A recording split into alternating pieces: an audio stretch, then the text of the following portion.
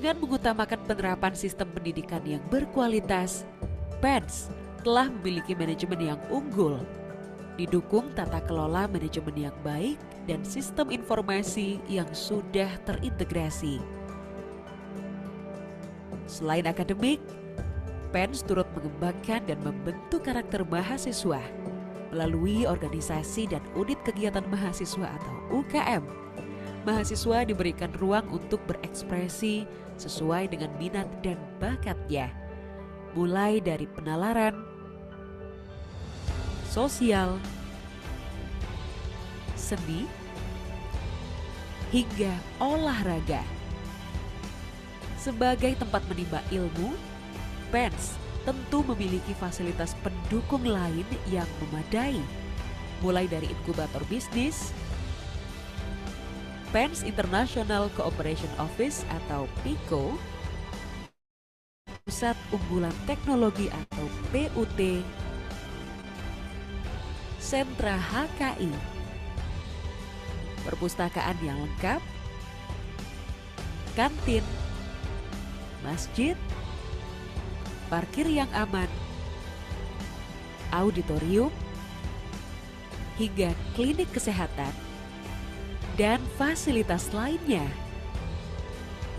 Dengan atmosfer perkuliahan yang nyaman, PENS yakin terus bergerak ke depan, memupuk mimpi-mimpi menjadi prestasi di berbagai bidang yang berhasil ditorehkan baik di tingkat nasional maupun internasional. Sebagai bukti pedoman Tridharma Perguruan Tinggi, PENS juga rutin melakukan penelitian besar di berbagai topik untuk mendukung kemajuan bangsa. Pengabdian ke masyarakat juga selalu dilakukan untuk memberikan solusi nyata terhadap permasalahan yang ada di sekitar. Era revolusi industri 4.0 ditanggapi dengan Selamat sore dan selamat datang kami ucapkan kepada Bapak, Ibu, dan teman-teman di Roadshow PKM Departemen Teknik Mekanika dan Energi 2026. Mohon untuk memastikan format nama telah diubah menjadi prodi underscore nama seperti contoh SPE underscore ILAL. Kami juga mengajak teman-teman untuk berkenan mengaktifkan kamera dan menggunakan virtual background yang telah disediakan. Untuk peserta roadshow hari ini, kami mohon untuk meluangkan waktu dalam mengisi form presensi yang telah kami bagikan melalui kolom chat. Mohon pastikan pula data yang diberikan lengkap dan sesuai. akademika, PENS terus berkarya, menyelesaikan permasalahan dengan keahlian yang secara langsung diimplementasikan, menjawab permasalahan dengan solusi yang relevan. PENS merangkum segala tantangan dari perubahan, menjadikan hal baru selalu diciptakan. Keterlibatan proyek industri turut mewarnai pengembangannya. PENS hadir menembus batas cita. PENS terus berinovasi tiada henti, menciptakan generasi muda yang ahli tak hanya asa pribadi, namun untuk Ibu Pertiwi. PENS, Bridge to the Future.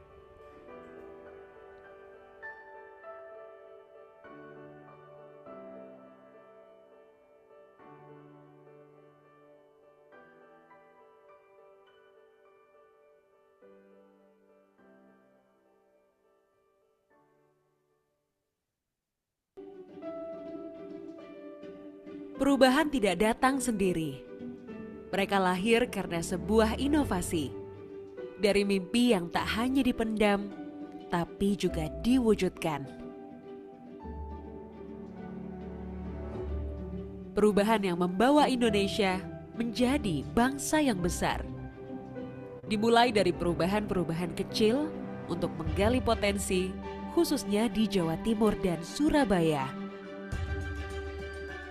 Disinilah Politeknik Elektronika Negeri Surabaya yang biasa disebut dengan PENS menjembatani pemikiran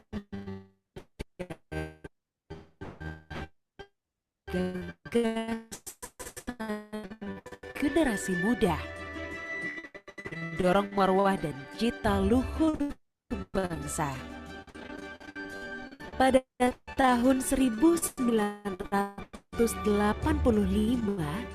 kiprah Pence dimulai sejak penjajakan kerjasama Indonesia dan Jepang yang digagas oleh JICA. Pajak awal berpakai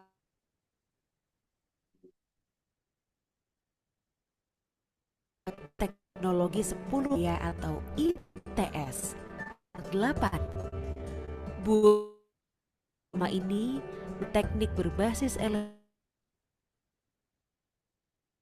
di Kota Pahlawan, Surabaya. Pemerintah Jepang memberikan pus kepada pemerintah Indonesia. Tinggi tersebut kemudian diresmikan pada 2 Juni 1988 dengan nama Politeknik Elektronika dan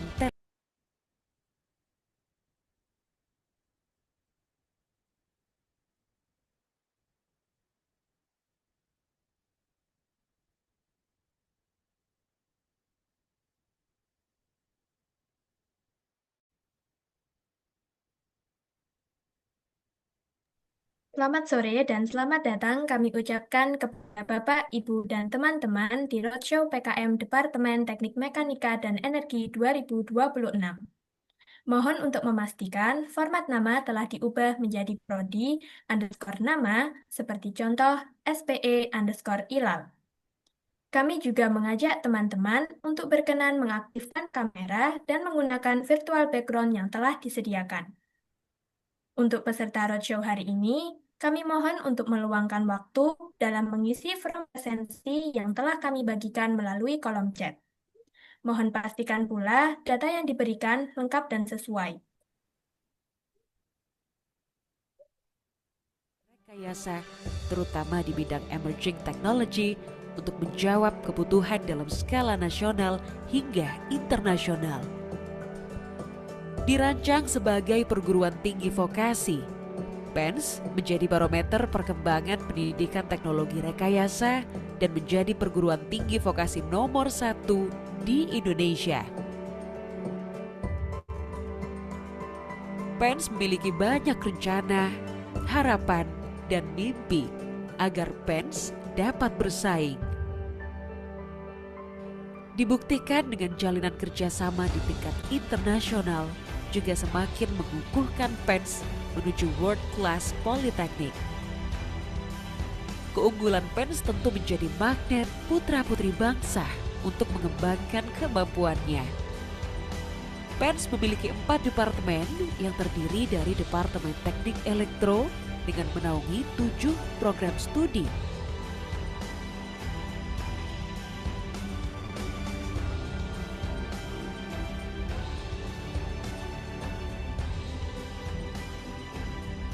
Departemen Teknik Informatika dan Komputer menaungi 4 program studi.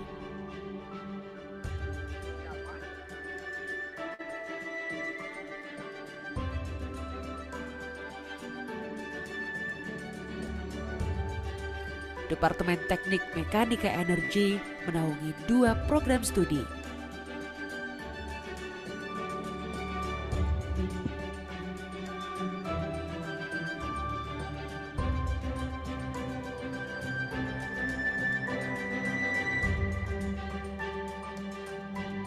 Departemen Teknologi Multimedia Kreatif menaungi 3 program studi.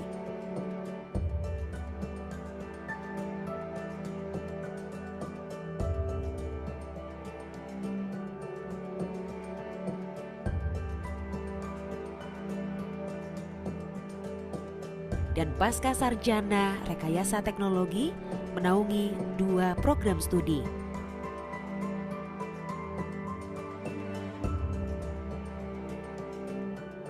Selain berada di Surabaya, Pence juga memiliki program studi di luar kampus utama atau disebut dengan PSDKU yang berada di Kabupaten Lamongan dan Sumeneb. Masing-masing kota tersebut memiliki 2 program studi.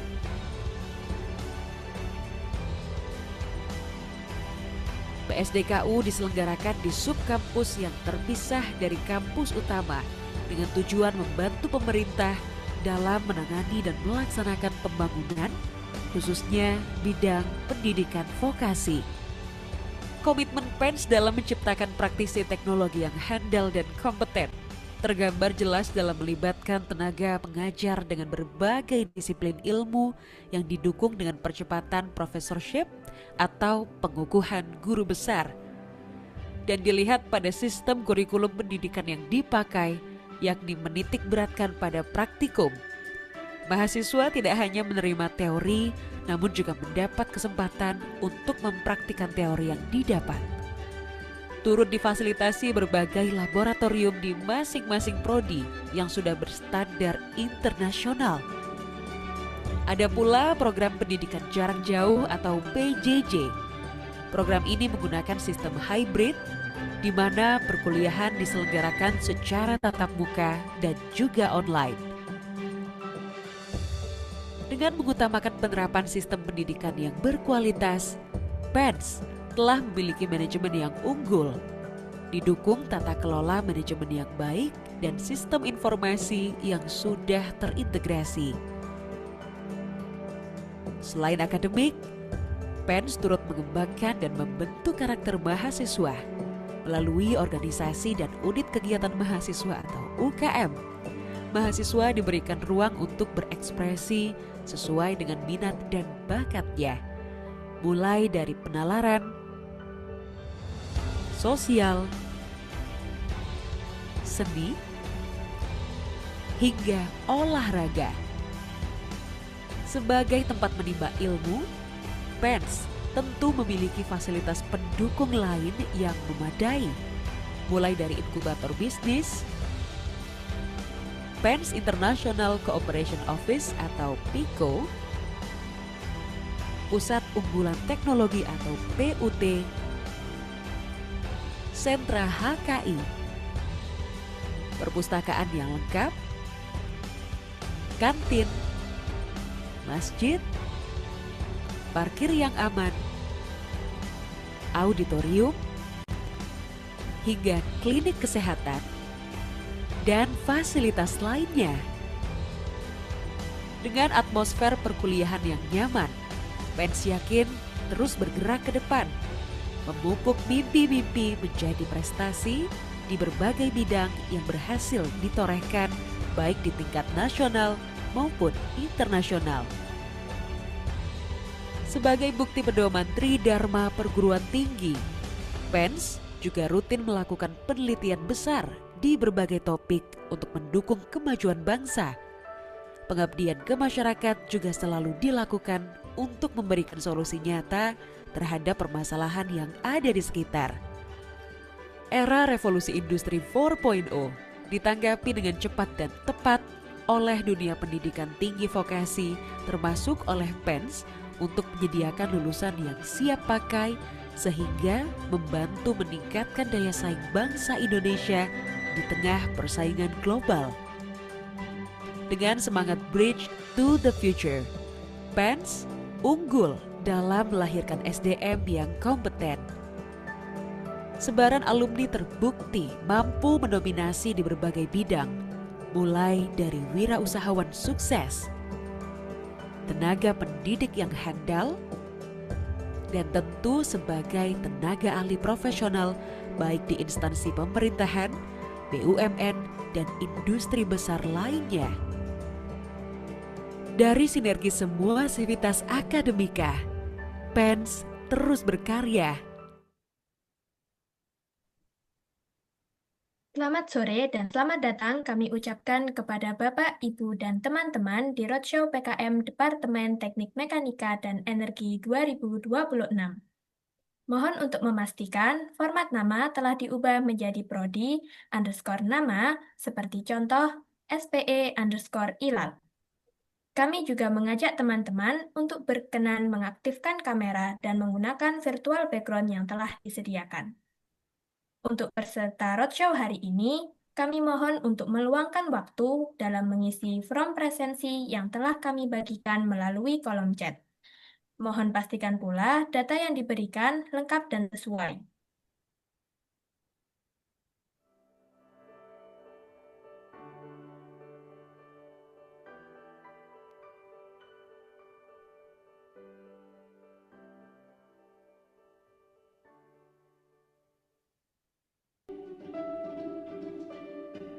Perubahan tidak datang sendiri. Mereka lahir karena sebuah inovasi. Dari mimpi yang tak hanya dipendam, tapi juga diwujudkan. Perubahan yang membawa Indonesia menjadi bangsa yang besar.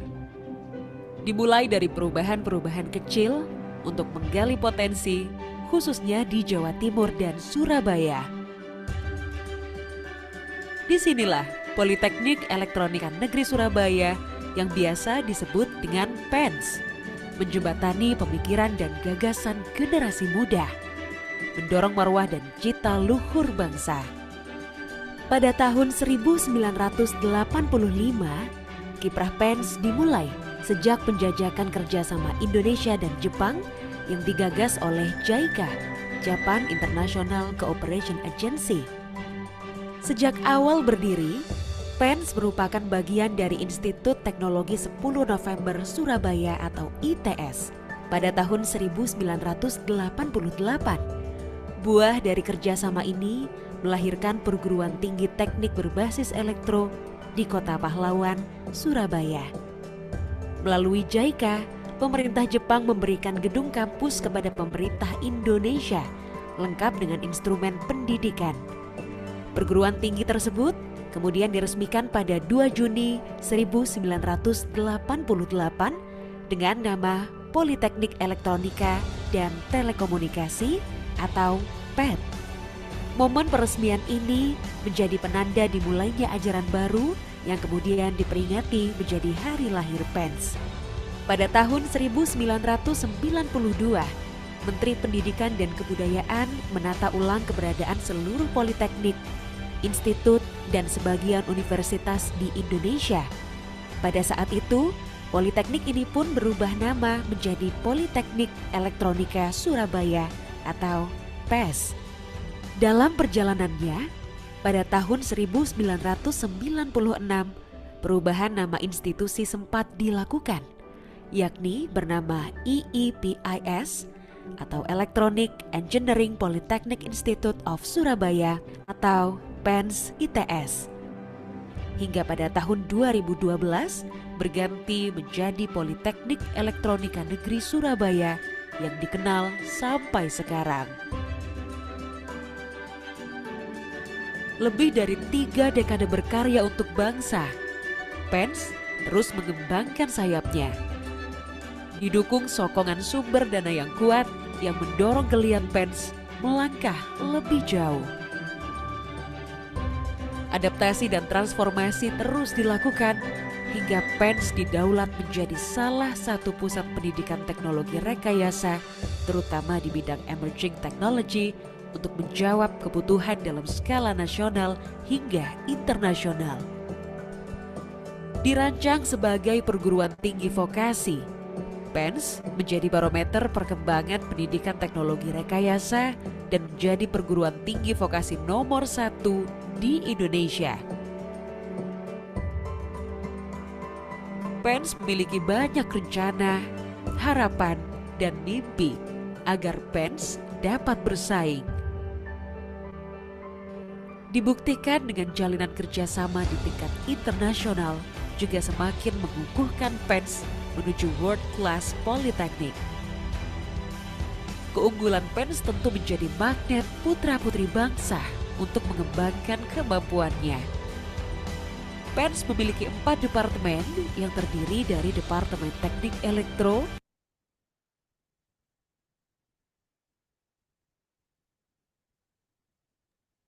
Assalamualaikum warahmatullahi wabarakatuh. Shalom, Om Swastiastu, Namo Buddhaya, Salam Kebajikan. Salam sejahtera bagi kita semua. Yang terhormat, Bapak Khalid Fatoni Eskom MT, selaku Wakil Direktur 3 Bidang Kemahasiswaan dan Alumni Politeknik Elektronika Negeri Surabaya. Yang kami hormati Bapak Dr. Insinyur Sony Junianto ST, selaku dosen sarjana terapan sistem pembangkit energi sekaligus pemateri pada hari ini. Yang kami hormati Bapak Ibu Pembina PKM Politeknik Elektronika Negeri Surabaya 2026. Yang kami hormati pula Bapak Ibu dosen Politeknik Elektronika Negeri Surabaya, dan teristimewa kepada seluruh peserta dan panitia roadshow PKM Departemen Teknik Mekanika dan Energi 2026. Puji syukur kita panjatkan kepada Tuhan Yang Maha Esa, karena atas rahmat-Nya kita dapat bertemu dalam acara Roadshow PKM Departemen Teknik Mekanika dan Energi 2026. Sebelum memulai acara pada sore hari ini, izinkan saya memperkenalkan diri. Saya, Ilal Janati Sumaro, selaku pembawa acara yang akan memandu jalannya acara hari ini hingga selesai. Untuk memulai kegiatan sore hari ini, marilah kita panjatkan doa bersama sesuai dengan keyakinan masing-masing supaya acara kita dapat berjalan dengan lancar. Berdoa dimulai.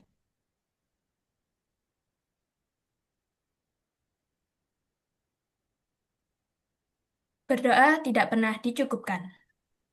Acara selanjutnya adalah menyanyikan lagu Indonesia Raya dan himne PENS. Hadirin dimohon untuk bersikap khidmat dan penuh hormat. Kepada panitia yang bertugas, kami persilahkan.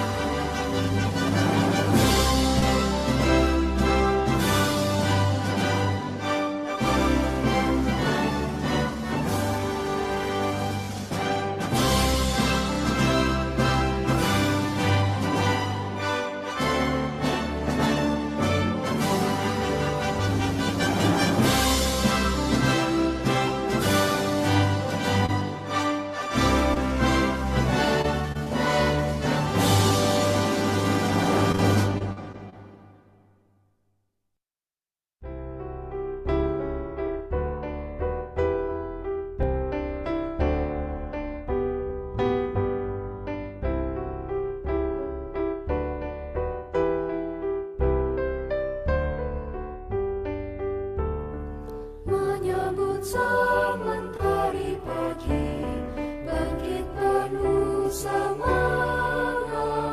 kami berjanji setia, alma materku cinta, Politeknik Elektronika Negeri Surabaya. Harapan nusa bangsa, ciptaan mulia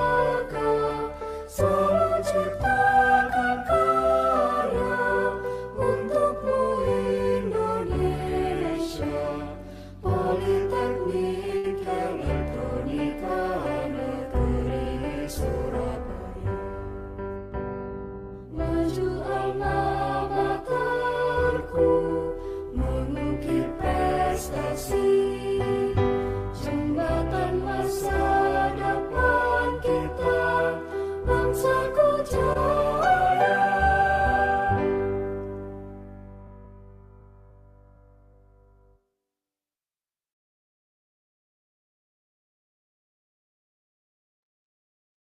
Acara selanjutnya merupakan penyampaian materi yang akan disampaikan oleh Bapak Dr. Insinyur Sony Junianto ST.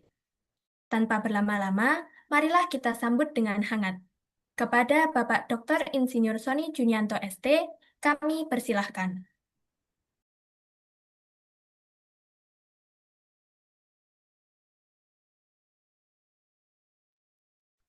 Oke, baik.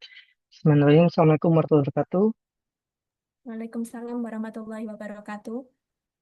Selamat sore semuanya. Terima kasih Mbak Hilal sudah dipersilakan untuk menyampaikan materi. Sebelumnya saya mohon maaf ya, karena terlambat masuk. Tadi macet sekali di Jakarta, baru sampai di penginapan. Oke, Oke, baik.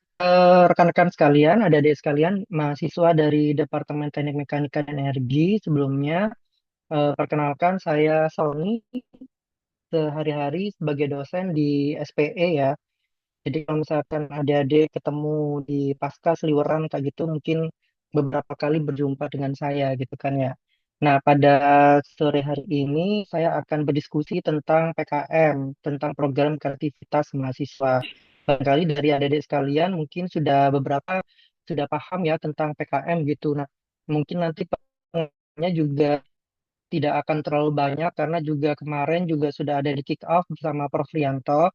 Nanti kita coba diskusi ya terkait PKM yang bisa diajukan oleh mahasiswa di DTME. Kenapa? Karena di setiap tahunnya dari sekalian DTME itu merupakan departemen yang pengusul proposalnya itu selalu terbanyak kayak gitu. Pertama terbanyak dalam pengusulan, terbanyak yang didanai, dan bahkan di PIMNAS itu setiap tahun pasti ada perwakilan dari DTME itu. Nah, harapannya nanti di tahun 2026 prestasi-prestasi itu bisa berlanjut dari adik-adik sekalian gitu yang bisa melanjutkan estafet prestasi yang ada di program kreativitas mahasiswa yang nantinya berujung di PIMNAS ya, Pekan Ilmiah Mahasiswa Nasional. Oke, ini saya share materi yang akan saya sampaikan pada sore hari ini. Ini insya Allah untuk semua departemen mirip ya materinya sama. Tidak ada yang berbeda jauh karena memang namanya roadshow dan kita satu sumber di Bapak Ibu dosen pembina dan ada di kalian terutama khusus pada sore hari ini dari Departemen Teknik Mekanika dan Energi begitu. Dan ada di sekalian kita coba lihat pertama kali di sini ada program kreativitas mahasiswa. Ini adalah nama program ya adik sekalian. Program ini merupakan program flagship atau program pendanaan hibah kepada mahasiswa. Jadi kalau di Belmawa, di Direktorat Pembelajaran dan Kemahasiswaan, Dirjen Dikti, Kemendikti, itu ada 3 program flagship yang bisa diikuti oleh mahasiswa. Yang pertama adalah program kreativitas mahasiswa, yang kedua adalah P2MW, ini tentang kewirausahaan, dan yang ketiga adalah PPK Ormawa. PPK Ormawa ini adalah pengabdian masyarakat yang dilakukan oleh organisasi mahasiswa kampus gitu. Nah, dari ketiga ini sistemnya adalah pendanaan hibah. Artinya kalian akan mendapatkan uang dana untuk merealisasikan program yang diusulkan.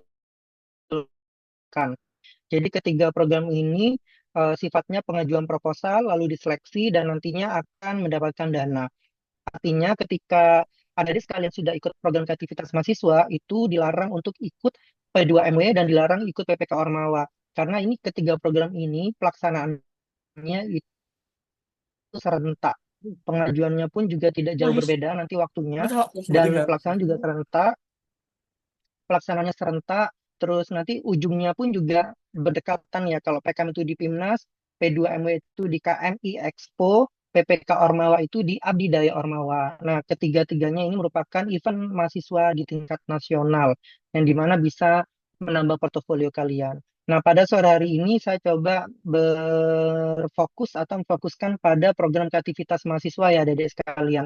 Salah satu program flagship yang harus kalian ikuti sih, kalau menurut saya sayang kalau dilewatkan. Nah, ini adalah program yang bisa menerapkan ilmu pengetahuan yang kalian punya ya, adik sekalian, untuk menyelesaikan sebuah problem sehingga nanti bisa mendatangkan sebuah kebermanfaatan. Tentu solusi yang kalian tawarkan itu pastinya punya punya kreativitas dan inovasi. Kreativitas itu apa? Kreativitas itu dia unik ya. Dia tidak menyerupai dengan solusi-solusi sebelumnya. Dia mengalami peningkatan kayak gitu, mengalami perbaikan ya yang nanti ujung-ujungnya atau berakhir kepada inovasi kayak gitu. Sehingga PKM ini merupakan suatu hal yang sangat menarik kalau bagi saya, karena kalau saya pribadi sejak saya mahasiswa pun saya ikut program ini sampai akhirnya saya dapat pendanaan di pembuatan prototipe, terus akhirnya saya masuk PIMNAS dan dapat medali emas waktu mahasiswa, dan lanjut juga akhirnya ketika menjadi dosen akhirnya berkecimpung lagi di pembimbingan PKM gitu. Harapannya dengan pengalaman yang saya punya, terus program-program yang seperti ini tuh menjadi sebuah portofolio bagi kalian gitu kan ya, untuk bisa menjadi mahasiswa yang berbeda. Karena kalau misalkan ada di sekalian ya nanti kalau misalkan sudah lulus gitu kan ya, ini lanjut, kalau misalkan sudah lulus ya nanti eh, kalian kira-kira apa sih yang mau dibanggakan gitu kan ya dari prestasi kalian. Nah, itu harus punya. Dari sekarang itu harus memikirkan kira-kira apa sih yang saya banggakan kepada calon-calon recruiter atau yang akan nantinya menerima saya sebagai pekerjaannya gitu kan ya. Atau nanti ketika kalian berbisnis lewat PKM itu ada portofolio bisnisnya enggak atau wirausahanya enggak. Nah, lewat PKM inilah kalian melatih diri kalian baik itu secara tim maupun secara individu.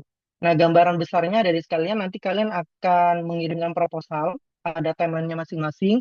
Lalu ketika proposal itu didanai, nanti akan dilaksanakan. Tentu di pelaksanaan ini ada pelaksanaan programnya, menyelesaikan luaran, terus menyelesaikan administrasi-administrasi, baik itu keuangan, logbook, dan sebagainya yang diperlukan sesuai dengan panduan. Ketika pelaksanaan itu selesai, nanti kalian akan membuat sebuah pelaporan yang nanti dipresentasikan di Monef eksternal atau kita menyebutnya PKP 2. Ketika seluruh proses ini memiliki nilai yang baik, maka nanti kalian akan diundang untuk menjadi peserta PIMNAS untuk memperebutkan medali emas, perak, dan perunggu serta juara favorit gitu, baik itu di presentasi maupun di poster. Tuh, nah ini adalah gambaran PIMNAS ya. PKM apa saja? Ada 9 bidang PKM, ada 8 bidang, ada 10 bidang PKM. 8 bidang PKM-nya itu adalah pendanaan, 2 PKM-nya itu adalah insentif. Kalau pendanaan itu artinya kalian akan diberi dana, lalu kalian merealisasikan. Kalau insentif artinya kalian menuliskan sebuah proposal, lalu kalian dikasih hadiah, gitu. Itu insentif. Yang 9 bidang selain AI itu nanti akan dipertarungkan atau dilombakan, dikompetisikan di PIMNAS, sedangkan AI itu tidak sampai di PIMNAS, cukup di pemberian hadiah saja, namanya insentif. Nah, kenapa harus PKM? Seperti yang saya sampaikan tadi, bahwasannya adik-adik sebagai mahasiswa itu harus bisa menemukan ya, kira-kira celah apa yang bisa kalian jadikan portofolio khusus bagi kalian gitu kan. Kalau misalkan kita berbicara tentang akhirat itu kan ketika dihisap, kira-kira amalan khusus apa gitu kan yang bisa kita tunjukkan kepada Allah gitu kan ya, yang bisa memberatkan amalan kita. Itu sama sebenarnya ketika kita ikut PKM, ini menjadi salah satu bentuk kegiatan yang bisa kalian banggakan di luar sana, karena tidak semua ya mahasiswa nantinya akan mendapatkan dana hibah, karena ini proses seleksi ya dari sekalian. Dengan kalian mendapatkan dana hibah di PKM itu merupakan sebuah nilai plus added value yang luar biasa. Dan ketika kalian melaksanakan PKM ini ada di sekalian, kalian bisa menyeimbangkan ya antara hard skill dan soft skill kalian. Tentu kalau hard skill kalian sudah kalian dapat di perkuliahan ya, di kelas, di lab kayak gitu kan, bahkan di kegiatan-kegiatan praktek atau penelitian bersama dosen itu adalah hard skill kalian. Tapi di soft skill itu bisa kalian dapatkan kelebihannya ketika kalian ikut PKM. Bagaimana kalian bekerja sama dengan tim, bagaimana sih kalau misalkan tim kalian itu ada problem, nanti ketuanya itu bagaimana sih harus bersikap, terus sebagai anggota bagaimana harus bersikap. Terus ketika ada permasalahan produknya terlalu mahal, harga komponennya misalnya gitu ya. Nah, kalian kira-kira solutif nggak untuk mencari jalan keluarnya yang menyesuaikan dengan anggaran dana yang ada? Itu kalian latih ketika kalian menyelesaikan PKM. Dulu sampaikan tadi ada yang kegiatannya berupa riset, ada PKM yang kegiatannya berupa riset, itu ada riset eksakta sama riset sosial dibagi dua. Lalu ada PKM yang berbasis produk, itu ada dua juga, karsa cipta dan karya inovatif. Kalau karsa cipta itu adalah prototype, kalau karya inovatif itu adalah produk fungsional skala penuh, skala utuh ya, 100% wujudnya jadi gitu. Tapi kalau KC boleh di scale down atau di skala kecilkan, dan tapi juga harus bisa bekerja. Jangan sampai di KC itu bikin alatnya tapi hanya alat 3D gitu kan ya. Itu tidak boleh. Tapi bikin prototipe yang bisa fungsional tuh. Lalu ada yang berbasis mitra. Kalau yang berbasis mitra itu ada dua. Kalau mitranya non produktif, artinya mitra yang tidak punya penghasilan, tidak berpenghasilan ya, atau tidak punya bisnis, tidak punya profit, itu kita lewat pengabdian masyarakat. Tapi kalau mitranya itu punya profit, maka PKM-nya kita proposalnya kita masukkan ke bidang penerapan iptek. Keduanya ini bisa berbasis iptek. Kalian bisa menggunakan alat di keduanya. Kalau PM boleh tidak menggunakan alat, bisa misalkan tools berupa game board ya, permainan game, permainan papan begitu itu bisa. Tapi kalau yang iptek itu harus ada teknologinya. Tuh. Lalu ada PKM yang berbasis umum ya. Yang pertama yang berbasis bisnis yaitu kewirausahaan. Terus PKM yang berbasis dengan video atau audiovisual itu PKM video gagasan konstruktif. Jadi kalau misalnya kalian punya gagasan tapi kalian suka bikin konten video, nah kalian bisa ikut PKM ini di gagasan konstruktif. Lalu ada PKM insentif yaitu yang menulis tapi nanti dapat insentif, dapat dana hadiah sebesar sekitar 2,5 juta kalau tidak perlu direalisasikan, yaitu PKM artikel ilmiah dan gagasan futuristik tertulis. Apa bedanya nanti akan dijelaskan lebih lanjut. Nah, yang pertama dari sekalian itu adalah riset eksakta atau PKM RE. Namanya riset berarti kalian meriset. Namanya meriset berarti mencari sesuatu ya, harus memiliki penemuan. Nah, penemuannya itu harus berbasis terhadap sebuah aksi reaksi sebab akibat. Dan bidangnya kalau eksakta namanya eksakta berarti harus di bidang eksak. Tuh, dan harus bisa menjawab temanya PKM. Di tahun 2025 itu PKM sudah mulai ada tema. Kemungkinan di 2026 karena panduan belum keluar ya, sehingga kita sementara masih mengacu kepada panduan 2025. Jadi kemungkinan masih ada temanya begitu. Karena menjawab asta cita ya dari presiden kita. Sehingga karena namanya riset harus menemukan sesuatu dan namanya riset harus memperbaiki sesuatu dari penelitian sebelumnya. Nah, kalau misalnya kita melihat prinsipnya riset itu kan saling ini ya dan tanda kutip saling serang gitu kan ya.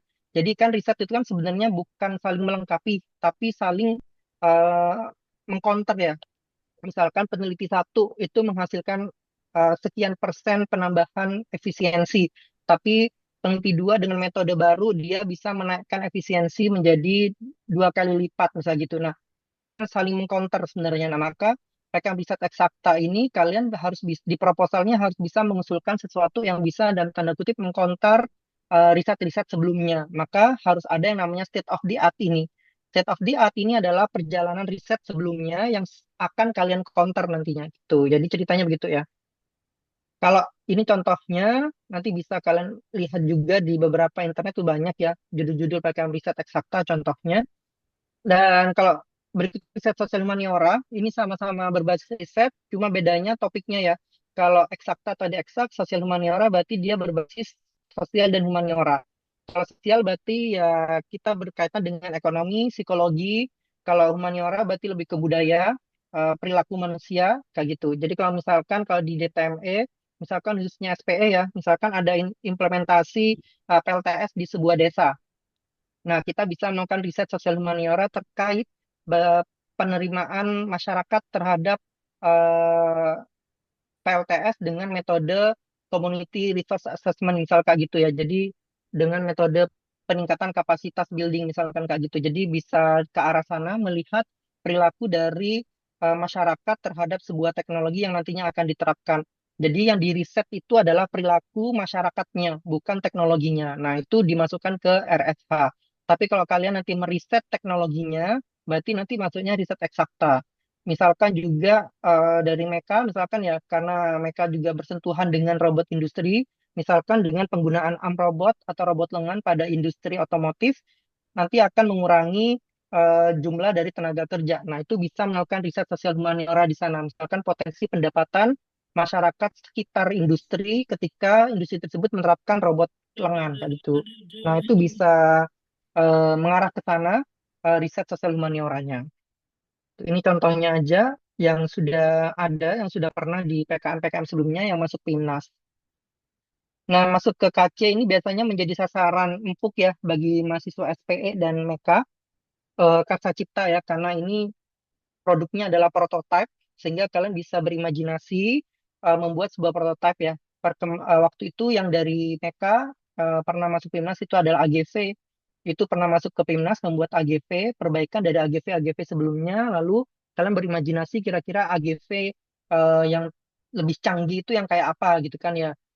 Itu bisa diusulkan ke KC. Kalau misalkan di SPE juga misalkan dari pembangkitan energi, misalkan membuat bahan bakar, kalau kemarin sempat viral ya tentang bahan bakar dari air, pembuatan hidrogen. Nah, itu bisa coba dibuatkan alatnya, pembuat hidrogen portable gitu kan, sehingga nanti hidrogen yang ditangkap itu bisa digunakan untuk pembakaran rumah tangga, untuk masak dan sebagainya kayak gitu. Nah, hal-hal yang seperti itu bisa diajukan ke KC kayak gitu. Membuat prototipe atas imajinasi atau karsa pemikiran kita untuk memperbaiki teknologi sebelumnya gitu, yang dimana teknologi yang kita rasa kayaknya kurang canggih nih gitu kan. Sehingga kalau misalnya kita merasa ada kecanggihan yang dalam pemikiran kita, udah tuangkan aja gitu. Selama kecanggihan yang kita pikirkan itu berbasis dengan ilmu pengetahuan yang ada di jurnal-jurnal gitu. Nah, ini contohnya. Nanti bisa kalian cek di beberapa referensi ya yang ada di internet tentang contoh-contoh judul PKM Karsa Cipta. Nah, berikutnya adalah cara inovatif. Bedanya apa dengan KC? Kalau tadi KC itu berupa prototipe yang dimana kita masih punya pemikiran teknologi yang lebih canggih gitu kan ya, sehingga ketika mau diproduksi atau mau digunakan langsung itu masih belum bisa karena dia bentuknya masih prototipe, masih pengujian gitu kan ya, masih uji coba. Tapi kalau KI kita itu sudah melakukan pengujian terhadap komponen-komponen masing-masing dan sudah siap diterapkan secara utuh. Sehingga teknologi atau barang produk yang kita buat di PKMKI itu harus skala penuh, sudah harus 100% siap digunakan. Jadi kalau misalkan saya bertanya, Mas, kalau Mbak, kalau misalkan alat ini saya terapkan, saya produksi sekarang, bisa apa enggak? Kalau jawaban kalian bisa, maka alat kalian bisa masuk ke PKMKI. Tuh, jadi harus skala penuh alatnya dan punya TKT 6 ke atas. TKT 6 ke atas itu adalah alat yang sudah mengalami pengujian lab dan bahkan sudah diuji coba di lapangan. Tuh. Nah, ini contohnya penyadap karet otomatis ya. Terus penerapan iptek ini berbasis mitra ya dari sekalian. Jadi kalau misalnya kalian punya mitra yang punya bisnis dan punya profit, tapi profitnya masih gitu-gitu aja, stagnan, tapi kalian punya ide untuk meningkatkan profit mitranya dengan melalui sebuah iptek, penerapan iptek, maka kalian bisa masukkan proposal kalian ke PKMPI ini. Oh, ini saya mau bikin alat setrika otomatis misalnya gitu ya, supaya laundryan di dekat rumah saya bisa lebih cepat laundryannya, atau pengering ya. Biasanya kalau SPE itu banyak PA tentang lemari pengering. Nah, kalau misalkan hujan-hujan, laundryan susah jemur, nah masukkan aja ke lemari pengering ya supaya bisa mengeringkan pakaian lebih cepat. Gitu. Jadi bisa kepada mitra laundry ya. Jadi bisa masukkan ke PMPI. Atau bisa kalau misalnya kalian tidak punya mitra tapi kalian sudah punya produknya, kalian bisa masukkan ke karya inovatif tadi, itu bisa aja. Jadi KI sama PI level teknologinya itu mirip ya, sudah level-level yang sudah siap diterapkan. Cuma kalau KI bedanya tidak punya mitra, tapi kalau PI penerapan iptek itu sudah punya mitra yang punya profit tuh. Tapi kalau KC dia level teknologinya tinggi gitu, sehingga dia bentuknya masih prototipe dan masih pengujian-pengujian tuh. Karena dia merupakan peningkatan teknologi yang lebih mutakhir, kalau Karsa Cipta ya, KC. Nah, berikutnya pengabdian masyarakat. Kalau pengabdian masyarakat ini juga berbasis mitra, tapi mitranya merupakan mitra yang tidak punya profit. Nah, siapa? Misalkan ibu-ibu PKK, terus Karang Taruna, misalkan kalian berada di daerah kecamatan yang ada di Surabaya, terus Karang Tarunanya aktif ya. Nah, itu bisa kalian ajak jadi mitra gitu. Misalkan Karang Tarunanya kalian ajarin atau kalian berdayakan cara apa namanya bikin merangkai PLTS ya atau charging HP dari charging station lewat menggunakan PLTS gitu. Kalian buat pelatihan kepada Karang Taruna tersebut, berdayakan Karang Taruna, latih bagaimana cara maintenance-nya, latih bagaimana cara berbisnisnya. Nah, itu boleh lewat pengajuan proposal PKMPM. Nah, yang dibunyikan di proposal ini itu bukan charging station untuk HP-nya ya, yang berbasis PLTS-nya. Itu adalah iptek yang akan diterapkan di masyarakat. Tapi proposalnya harus berbunyi tentang pemberdayaannya. Bagaimana memberdayakan masyarakat mitra kita yang awalnya masih belum punya kemampuan apa-apa, skillnya naik menjadi punya kemampuan tentang mengelola terus merakit tentang charging station tadi gitu. Jadi harus punya pengukurannya untuk pengabdian masyarakat ini.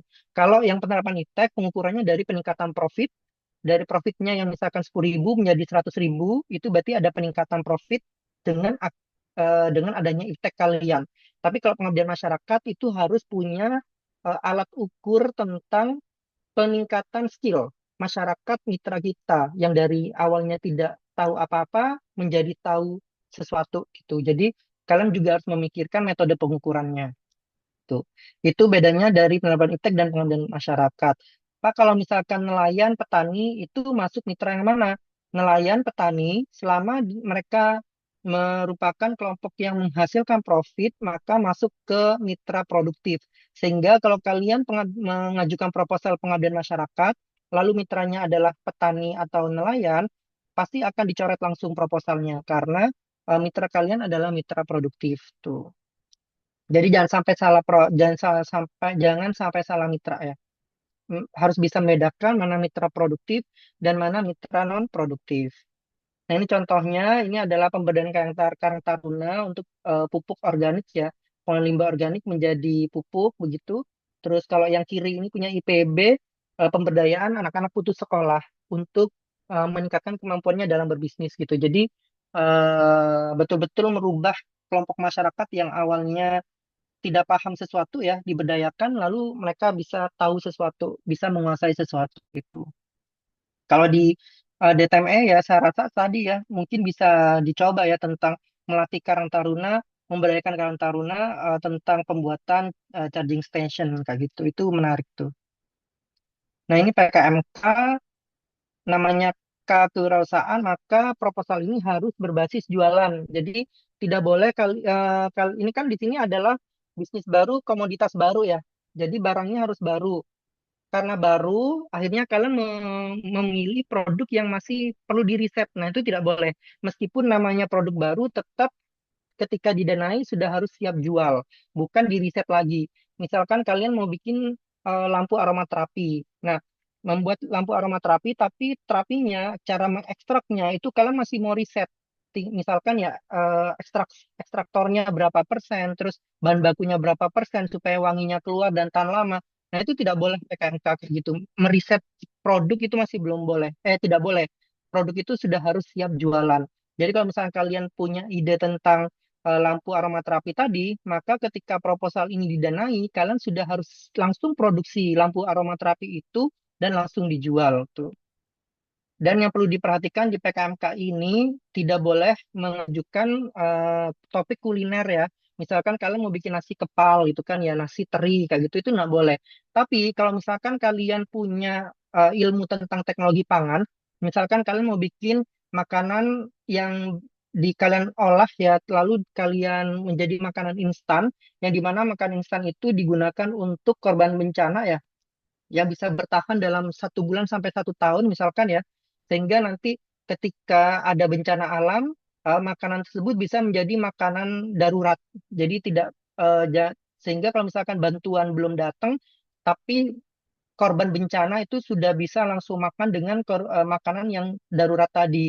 Nah, itu boleh karena di situ ada teknologi pengolahan pangannya tuh. Tapi kalau misalkan tidak ada teknologinya, misalkan kalian cuma sekedar jualan nasi pecel gitu kan, atau burger atau nasi burger itu kan tidak ada teknologinya di sana. Kuliner tapi tidak ada teknologinya itu pasti langsung dicoret karena tidak punya nilai kreativitas tuh. Tapi kalau misalnya kalian bisa mengolah pangan tadi supaya bisa menjadi makanan instan yang digunakan untuk kondisi darurat ketika bencana alam, nah itu punya nilai kreativitas yang tinggi di situ. Tuh. Nanti untuk luaran-luarannya bisa kalian cek di panduan ya, karena setiap PKM itu luarannya macam-macam, beda-beda. Kalau yang K ini kan pasti semua PKM luarannya itu pasti laporan kemajuan, laporan akhir, media sosial. Dan satu luaran yang disesuaikan dengan jenis PKM masing-masing. Nah ini contohnya. Terus kalau PGK ini merupakan video gagasan konstruktif, merupakan PKM yang bagi tim yang memang suka audiovisual ya, suka bikin konten, tapi punya gagasan yang menarik gitu kan. Jadi kalau misalkan kalian ada problem, misalkan kalian melihat korupsi di Indonesia itu sangat kental sekali atau sangat kuat sekali, kalian punya solusi nih, cara memberantas korupsi dengan gagasan dan gagasannya siap terap atau gagasannya bisa diterapkan dalam jangka pendek sampai menengah, tidak perlu menunggu berpuluh-puluh tahun gagasannya, maka kalian bisa tuangkan ide kalian dalam sebuah video. Nah, kalian bisa lihat video PGK yang ada di Pens dari DTME itu pernah ada Silektri, ada Nusa Power, terus yang dari Meka itu ada robot perbaikan jalan secara otomatis, kelompoknya Akmal ya yang baru lulus kemarin itu. Nah itu VGK-nya lolos timnas yang dari DTME ya yang saya tahu ya dari tiga tim ini. Kalau yang lainnya itu dari DTMK, terus ada dua dari DTMK tentang tentang museum batik, terus satunya lagi tentang smart learning building. Itu bimbingan saya juga yang smart learning building untuk apa namanya untuk pengunjung yang disabilitas kayak gitu. Jadi kalau misalnya kalian punya gagasan-gagasan menarik untuk menyelesaikan sebuah problem, kalian bisa tuangkan dalam sebuah video. Nah, ini contohnya untuk PKM VGK yang masuk PIMNAS. Nah, kalau VGK itu gagasannya dituangkan ke dalam video setelah didanai. Kalau GFT gagasannya itu dituliskan dalam sebuah proposal dan kita akan diseleksi lalu nanti akan diumumkan siapa yang lolos untuk mendapatkan insentif hadiah dan kalau misalkan nilainya tinggi 21 tim tertinggi nilainya akan diundang ke PIMNAS gitu. Nah, itu GFT dan ini bedanya sama VGK. Kalau VGK kan tadi skala pendek sampai menengah ya penerapannya tidak boleh berlama-lama. Tapi kalau GFT ini penerapannya harus jangka lama, harus panjang, futuristik. Kalian misalkan punya imajinasi kayak kota bawah laut, terus kalian mau menata kembali perkotaan menjadi industri robot, kayak gitu tuh bisa.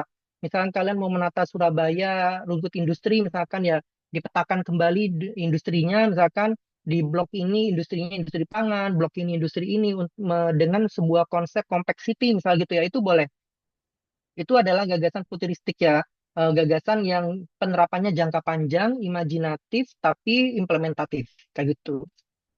Dan untuk GFT spesialnya tidak bisa di cover atau tidak bisa diajukan melalui skema PKM lain. Tapi kalau misalkan GFT kalian gagasannya adalah membuat robot eh, apa namanya pemanen otomatis ya, pemanen padi otomatis. Nah, itu kan bisa dimasukkan ke KC atau KI ya. Maka tidak bisa artinya nanti di gaptek kalian akan ditolak atau dicoret gitu. Jadi ketika kalian menyusun proposal PKM GFT, lalu topiknya adalah robot penanam padi otomatis, itu pasti ditolak. Karena robot penanam padi otomatis itu bisa diajukan melalui program PKM KC atau karya inovatif atau bahkan ke penerapan iptek kalau punya mitra kayak gitu. Jadi, maka untuk GFT ini coba kalian bayangkan dan pastikan bahwa gagasan kalian itu tidak bisa diajukan melalui PKM jenis lain. Ini juga masuk PIMNAS, ini contohnya. Bright Coastal Area itu menata pesisir ya. Kalau kalian bermain ke Kenjeran atau pesisir-pesisir yang ada dimanapun, pasti kalian bisa melihat ya kondisi pesisirnya bagaimana kayak gitu. Sehingga ini ditata untuk menjadi lebih modern dengan konsep smart economy, smart education, dan sebagainya. PKM AI yang terakhir adalah PKM artikel ilmiah, ini tidak bermuara di PIMNAS.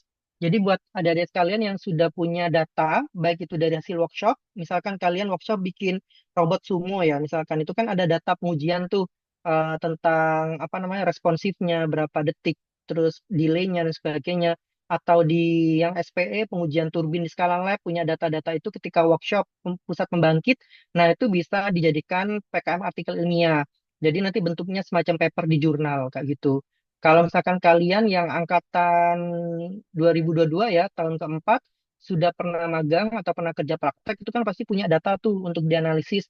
Nah, kalau misalnya perusahaan KP-nya itu memperbolehkan data itu dipublish, maka data tersebut bisa kalian gunakan untuk pengajuan ke PKMAI. Itu. Lumayan, ini dapat 2,5 juta kalau tulisan kalian bagus, data kalian bagus, analisis kalian bagus. Ini kuncinya PKM-nya ringkasannya ya.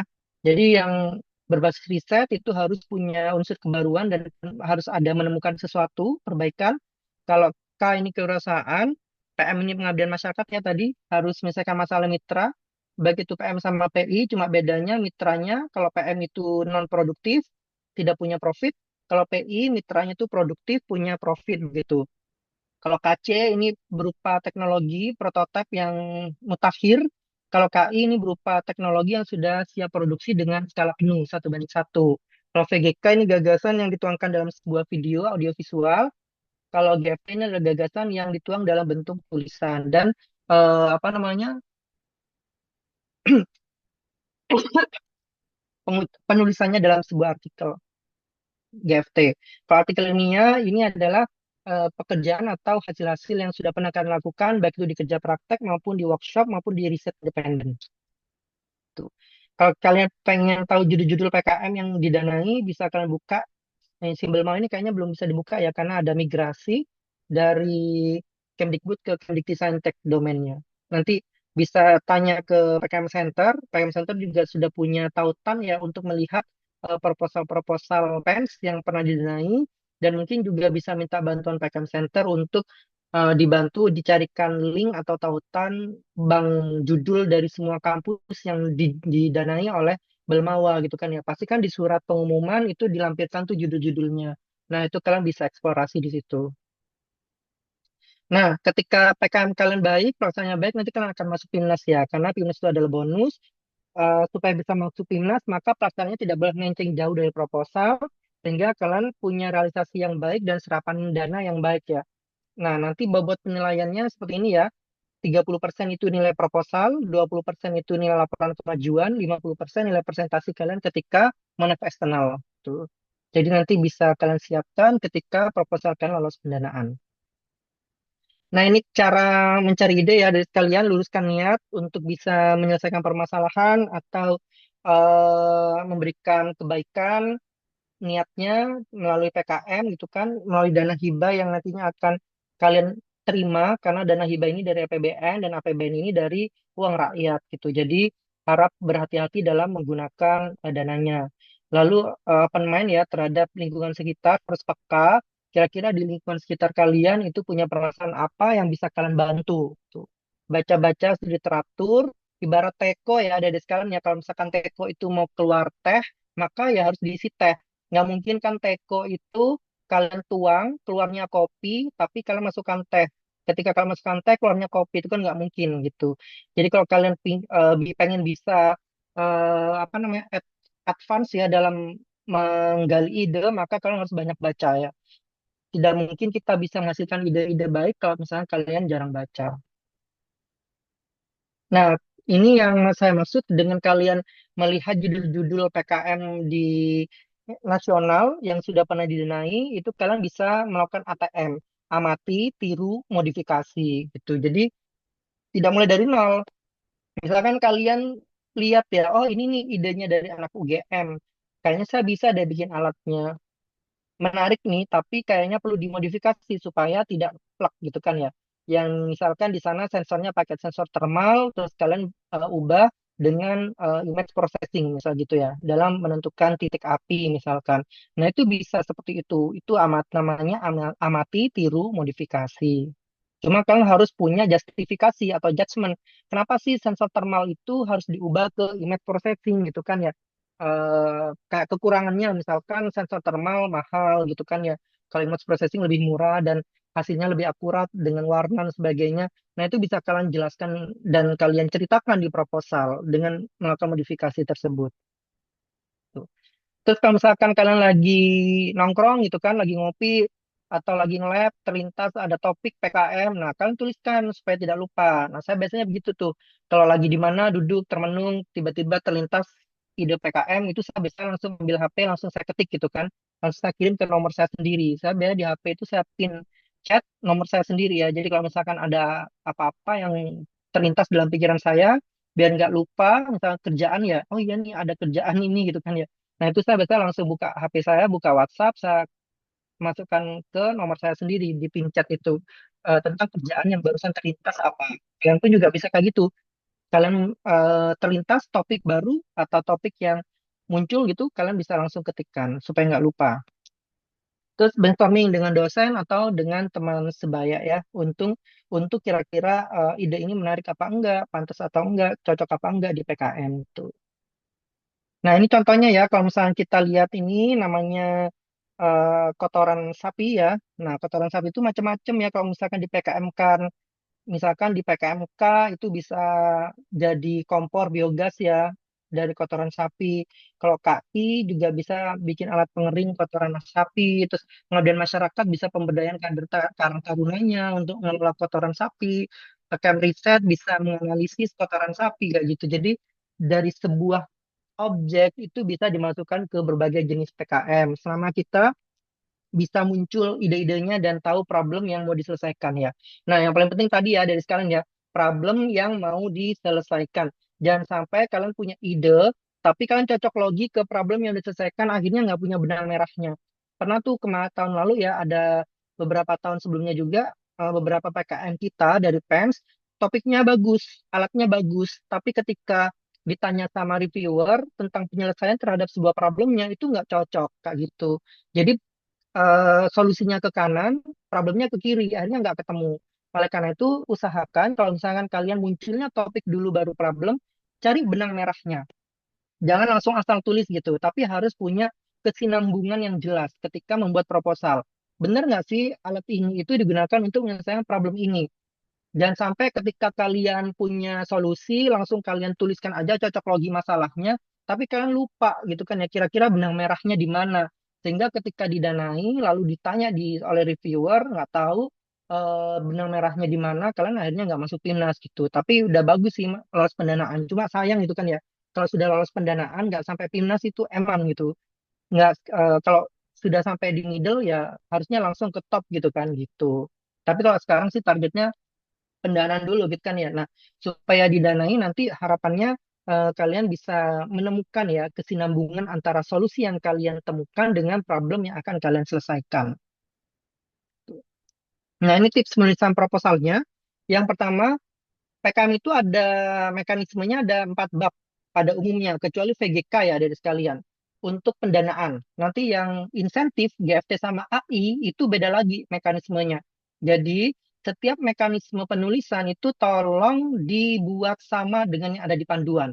Misalkan kalian di sini di panduan, bab satunya itu adalah pendahuluan, lalu kalian ubah bab satu menjadi latar belakang, itu pasti dicoret. Karena PKM itu tahap seleksinya ada 2 ya. Yang pertama tahap satu yaitu tahap administrasi, kepatuhan kalian terhadap panduan. Patuh nggak nih sama panduan? Kalau nggak patuh, ya udah coret, ngapain mendanai tim PKM yang tidak patuh sama aturan, sama panduan. Kalau misalkan ternyata di tahap satu lolos, dinyatakan layak atau patuh terhadap panduan, maka kalian akan masuk ke seleksi tahap 2, yaitu tahap konten. Kalian akan dicek kira-kira kontennya menarik nggak, solutif nggak, kreatif nggak, inovatif nggak, bisa menyelesaikan masalah nggak gitu. Jadi akan dicek di situ. Itu dari sisi konten. Nah, pada tahun 2025 dari sekalian, PENS yang lolos ke tahap 2 itu hanya 40%. 60% gagal tahap satu. Jadi banyak banget ya 60%. Tuh. Nah, sangat sayang kalau misalkan semakin banyak yang lolos ke tahap 2, maka peluang pendanaannya itu juga akan semakin banyak. Kalau semakin sedikit yang lolos ke tahap 2, maka peluang pendanaannya juga akan rendah. Oleh karena itu, kalau misalkan pensi itu pengen punya pendanaan, peluang pendanaan yang lebih banyak, maka proposal yang lolos tahap 2 itu harus jauh lebih banyak tuh. Jadi perbaiki formatnya juga. Secara administrasi juga harus dipatuhi. Nah, ini mekanismenya. Jadi kalau pendahuluan itu pasti menjelaskan permasalahan. Ya, jadi kondisi existing sekarang itu kayak apa? Terus cara menyelesaikan masalah sebelumnya itu bagaimana? Lalu kekurangan itu dijelaskan di pendahuluan. Dan pendahuluan itu boleh. Misalkan 1.1 latar belakang, 1.2 tujuan, 1.3 manfaat, 1.4 luaran. Itu boleh. Dan luaran itu wajib dituliskan di bab 1 pendahuluan ya. Kalau di proposal tidak ada bab luaran, 1 titik berapa lalu luaran itu pasti dicoret proposalnya. Tuh. Dan yang paling penting di bab pendahuluan ini untuk PKMPI dan PM itu harus menjelaskan permasalahan mitra. Jadi bukan tentang Indonesia memiliki pulau-pulau terdiri dari 17.000 pulau itu enggak kayak gitu kalau PI sama PM. Tapi langsung to the point permasalahan yang ada di masyarakat. Oh, mitra ini punya masalah tentang cara mengeringkan rumput laut yang lama karena suasana atau iklim yang berubah-ubah. Nah, itu langsung tembak masalahnya di sana. Dan bahkan di bab pendahuluan itu kalian harus mencantumkan apa namanya eh, mencantumkan sorry sebentar ada telepon harus mencantumkan foto-foto ya dokumentasi ketika wawancara dengan mitra kalian. Bentar ya,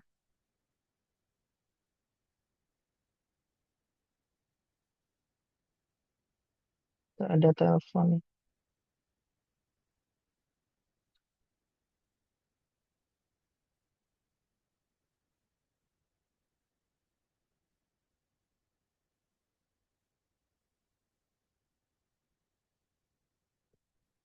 Nah, bab 2 untuk PKMRE, RSH, KC, KI, dan PI, bab 2-nya adalah tinjauan pustaka.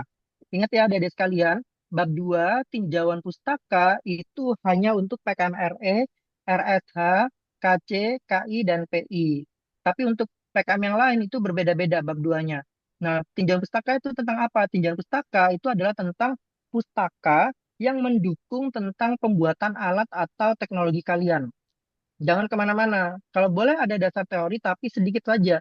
Jangan sampai terlalu banyak dasar teorinya. Karena kenapa? Karena jumlah halaman cuma 10. Sedikit ya jumlah halamannya. Jadi langsung to the point aja. Pustaka atau literatur, jurnal-jurnal yang mendukung pembuatan alat kalian. Langsung sebutkan, jelaskan aja, ceritakan itu. Nah, kalau di VGK, bab 2-nya itu tentang gagasan. Jadi kan menceritakan gagasan yang bisa menyelesaikan masalah. Gagasan masalahnya apa, gagasannya apa. Jadi harus apple to apple. Masalahnya A, gagasannya harus menyelesaikan A itu. Jangan sampai masalahnya A, gagasannya itu adalah B, C, A. Ya, jadi nggak langsung ke A-nya, tapi masih ke B dulu, masih ke C dulu, baru ke A. Itu jangan sampai seperti itu. Jadi langsung to the point. Masalahnya A, gagasannya adalah menyelesaikan masalah A langsung. Tidak boleh kemana-mana. Itu yang di VGK. Kalau di PKM Pengabdian Masyarakat, bab 2-nya itu tentang gambaran umum mitra. Hati-hati ya, jangan sampai salah tentang tinjauan pustaka.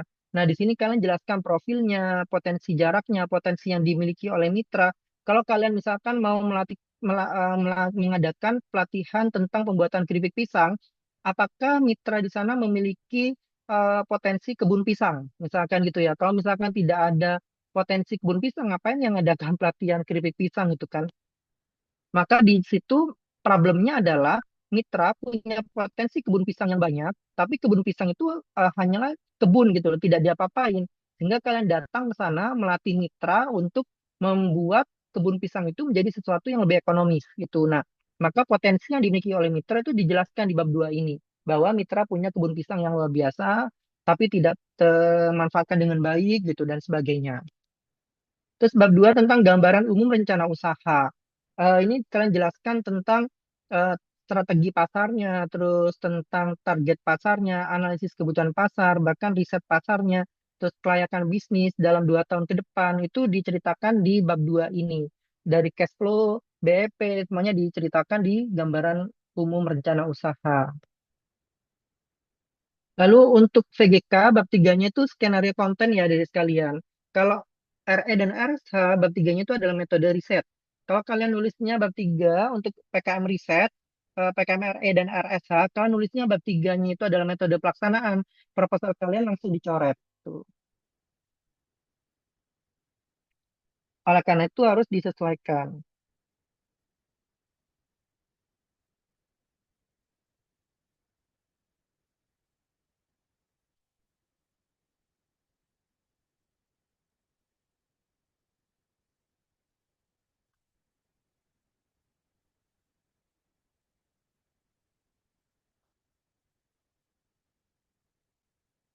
Nah, yang bab 3 metode riset tentang metodenya ya. Jadi harus jelas variabelnya apa, terus pelaksananya di mana, alat bahannya bagaimana mendapatkannya itu harus jelas.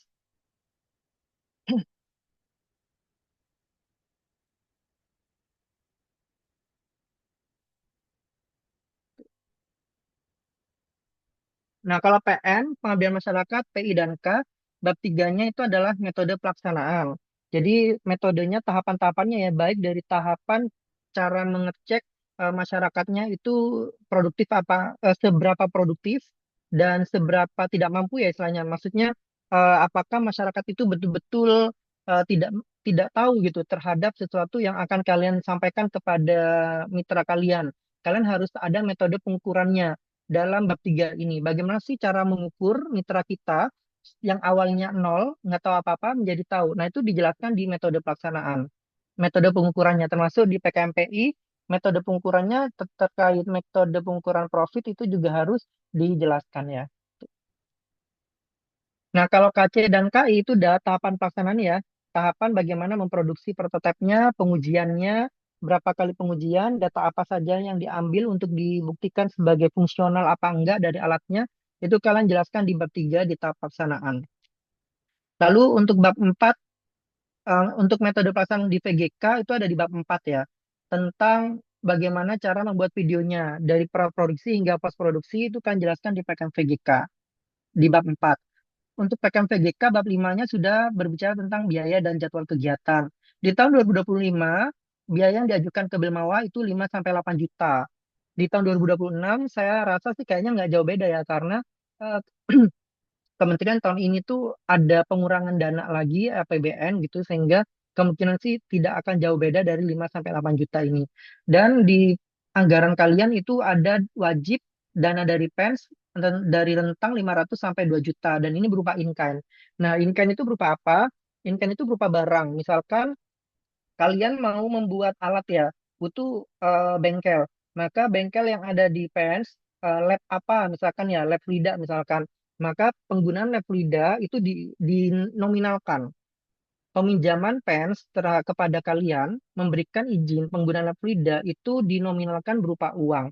Misalkan penggunaan lab Frida itu 500.000 per bulan, seolah-olah seharga 500.000 per bulan, kalikan 3 bulan pelaksanaan PKM, maka bantuan PENS kepada kalian secara in-kind itu setara dengan 1.500.000 kayak gitu. Itu in-kind. Nah, untuk selain VGK, biaya dan jadwal kegiatan itu ada di bab 4 ya. Lalu penulisan daftar pustaka harus sesuai dengan metode Harvard, yang dimana penulisannya nama belakang baru diikuti sama nama depannya ya. Misalkan saya Sony Junianto, maka penulisan daftar pustakanya adalah Junianto, S dan diurutkan sesuai abjad. Jadi kalau misalkan ada pustaka yang diawali huruf A, maka dia duluan daripada saya yang diawali dengan J. Tuh, ada proposal yang sudah bagus sekali gitu kan ya. Terus daftar pustakanya tidak urut. Nah, itu pasti udah gagal pendanaan. Tuh. Ini untuk GFT sama ya, untuk pendahuluan harus menyelesaikan masalahnya dan gagas apa namanya solusi sebelumnya itu apa dan kenapa harus diselesaikan dengan gagasan kalian. Dan ceritakan bahwa gagasan kalian di sini adalah gagasan yang futuristik ya. Dan kalian perdalami gagasannya dengan data-data pencetus idenya di bab ini dengan beberapa data, kondisi, gambar-gambar semuanya di bab gagasan. Lalu nanti disimpulkan daftar pustaka sama dengan cara Harvard. Nah, ini adalah penilaiannya, ada tahap 1 dan tahap 2. Yang tahap 1 itu tentang administratif, tahap 2 itu tentang substantif. Nah, hambatannya biasanya terjadi pada mahasiswa itu bingung ya cara nulisnya. Nanti kalian bisa eh, melakukan parafrase biasanya dari tulisan-tulisan yang ada di internet itu boleh. Kalau misalnya kalian bingung nulisnya dari nol, itu bisa membahasakan ulang dengan menggunakan bahasa kalian ketika kalian membaca sebuah paragraf di internet. Lalu pemilihan dosen pendamping biasanya takut ya, misalkan mau ngadep ke dosen, kira-kira dosen saya ini nerima nggak ya gagasan saya atau ide saya gitu kan. Nah, biasanya ada rasa takut begitu. Kalau menurut saya sih nggak apa-apa, temuin aja kalian punya gagasan apa, punya ide apa, kalian bisa ngadep ke beliau, lalu kalian ceritakan kalian punya topik yang bagaimana tuh. Lalu salah memilih bidang PKM, seperti yang tadi ya, kalau misalnya kalian punya mitra petani, jangan sampai masuknya ke pengabdian masyarakat, tapi ke penerapan iptek.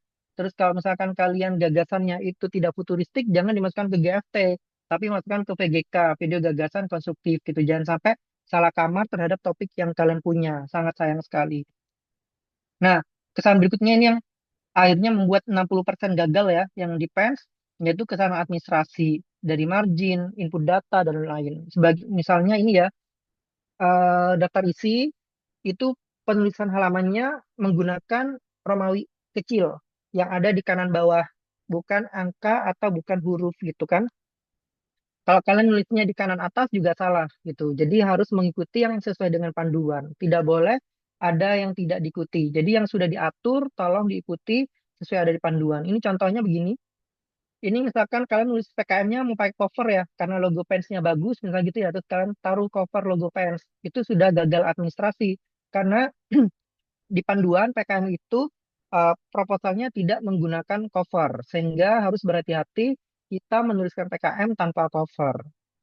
Langsung ke halaman daftar isi ya. Terus di PKM itu tidak ada ringkasan, kecuali PKM AI, artikel ilmiah. Karena memang formatnya PKM AI itu ada abstrak ya, maka kita ikuti itu. Tapi kalau yang PKM pendanaan sama GFT itu tidak ada ringkasan. Jadi tidak boleh ada ringkasan, kecuali laporan akhir. Laporan akhir ada ringkasan. Karena ini proposal, tidak ada ringkasan. Jadi langsung ke bab isi. Bab isinya itu adalah dari bab 1 pendahuluan. Tuh, jadi pendahuluan nulisnya di kanan atas ya halamannya. Nah, ini penulisan halaman pada bagian awal pada daftar isi. Kalau di tengah langsung dicoret, nggak boleh. Kanan bawah terlalu kanan banget kayak gini. Ini oh sorry. Ini daftar isinya dimulai dari Romawi 2. Ini tidak boleh. Harusnya dari Romawi 1 ya. Tuh, jadi harus hati-hati. Kalau misalnya kalian ternyata di sini Romawinya bukan dari Romawi 1, pasti salah. Karena daftar isi pasti dari Romawi 1 dan letaknya di bawah kanan. Tidak boleh di atas ya. Nah, ini halaman pada bab isi. Kalau yang ini ya, yang kiri tidak ada halamannya juga tidak boleh. Terus kalau yang tengah, halamannya ada di kanan bawah, ini gagal. Kalau yang kiri baru benar ya, halamannya ada di kanan atas. Terus ini ukuran jenis huruf sama ukurannya, size-nya harus Times Roman 12. Terus pastinya harus 1,15, harus dicek. Jadi nanti akan kelihatan ya dari sekalian ya, 1 dan 1,15 itu beda. Jadi harus dicek benar-benar. Terus TTD scan itu tidak boleh scan terbatas, apalagi tidak ada TTD-nya ya, itu jelas salah. Scan terbatas itu maksudnya kalian minta tanda tangan basah kepada dosen dan tim anggota mahasiswa, lalu yang di scan itu hanya tanda tangannya saja. Setiap halaman yang ada tanda tangan, kalian scan penuh. Dan kalian letakkan kembali di proposal itu dengan secara penuh. Tidak boleh dalam crop-cropan tanda tangannya itu. Nah, ini contoh dari judul. Kalian nulisnya boleh kecil-kecil semua atau besar kecil atau kapital semua, itu boleh. Yang tidak boleh adalah jumlah katanya lebih dari 20 kata. Dan tidak boleh judul memiliki singkatan yang tidak baku. Tuh. Misalkan kata yang ya, kata yang kalian ganti dengan YG, itu kan tidak baku, itu tidak boleh. Tapi singkatan yang baku, misalkan singkatannya ilmiah, misalkan merajuk pada aluminium oksida, misal gitu ya, berarti Al2O3. Ada singkatan itunya, itu boleh. Tuh. Karena memang singkatannya dari senyawa kan ada ya, ada bakunya gitu, itu diperbolehkan. Tapi kalau singkatannya tidak baku itu tidak diperbolehkan ya. Kalau misalnya gini kata dan kalian ganti dengan tanda dan gitu kan ya, itu tidak boleh. Diganti dengan dengan tanda baca itu tidak boleh, harus ditulis dengan dan. Jumlah halaman inti maksimal 10. Nah, 10 halaman itu pada daftar pustaka terakhir paling bawah. Jadi kalau misalkan ini ya, yang kiri, ini daftar pustakanya itu di halaman 10, tapi dia tembus sampai ke halaman 11. Nah, itu tidak boleh. Karena melebihi jumlah halaman ya. Maksimal kan 10. Maka eh, daftar pustaka pada literasi terakhir, literatur terakhir itu harus di halaman 10. Itu yang harus kalian perhatikan. Ini penulisan mekanismenya untuk bab-babnya harus sesuai dengan ketentuan yang ada di panduan. Anggaran tabelnya harus sesuai dengan yang ada di panduan. Jangan buat format tabel sendiri. Ikuti format tabel yang ada di panduan. Seperti yang ada di kanan ya, ini yang paling betul. Daftar pustaka nanti bisa kalian cek cara penulisannya di panduan PKM. Bisa kalian lihat contohnya. Jadwal kegiatan harus tabelnya sesuai dengan yang ada di panduan dan tidak boleh bikin format tabel sendiri. Kalau misalkan tabelnya 3 sampai 4 bulan, maka kolom bulannya maksimal 4. Tidak boleh lebih dari 4 ya. Nanti kalian akan gagal format. Ini contoh penulisan daftar isi, boleh model bagaimanapun, yang jelas daftar isi halamannya adalah I1 di kanan bawah. Ini model penulisan bab 1 atau bab isi ya, bab pendahuluan, bisa bagaimanapun caranya silakan. Yang penting harus justify Chinese Roman spasi 1,15. Tidak boleh rata kiri, kanannya tidak rata, itu tidak boleh ya. Ini contoh penulisan tabelnya, harus sesuai dengan format. Nah, ini adalah checklist kendali. Nanti mungkin dari PKM Center akan menyediakan Excel form untuk bisa kalian save assessment ya, atau pengecekan secara mandiri. Kira-kira proposal kalian sebelum submit internal itu sudah sesuai dengan format atau enggak ya. Itu nanti kalian checklist sendiri. Kalau misalkan ada halaman terus kalian cek iya, maka kalian sudah pasti gagal format. Jadi pastikan setiap penjelasan checklist kendali ini ada di kolom kata tidak ya. Tuh, supaya bisa lolos ke tahap 2. Nah, hambatannya juga salah milih mitra, terus biasanya kalau sudah didanai, lolos pendanaan, pendanaannya itu terlambat, tapi jangan khawatir, dari PENS biasanya ada dana talangan untuk bisa kalian segera gunakan untuk realisasi PKM, terus pelaksanaan PKM-nya harus sesuai dengan proposal, terus tidak boleh overthinking, jalani aja, insya Allah dipermudah, terus selama kerja timnya bagus, pembagiannya bagus, insya Allah bisa jadi produknya dan administrasinya selesai. Insya Allah bisa masuk PIMNAS. Tuh. Ini prinsip dalam misalnya PKM, sesuatu yang sudah diatur jangan dilanggar, sesuatu yang tidak diatur boleh dilakukan selama tidak melanggar yang sudah diatur. Jadi yang ada di panduan silakan diikuti sebaik mungkin. Mungkin itu saja. Terima kasih atas perhatiannya. Silakan jika ada diskusi.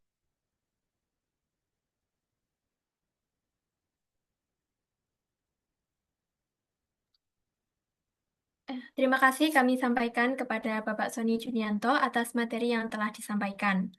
Untuk sesi berikutnya adalah sesi tanya jawab. Bagi peserta yang memiliki pertanyaan, silakan menggunakan fitur raise hand dan menunggu disebutkan namanya untuk mengajukan pertanyaan.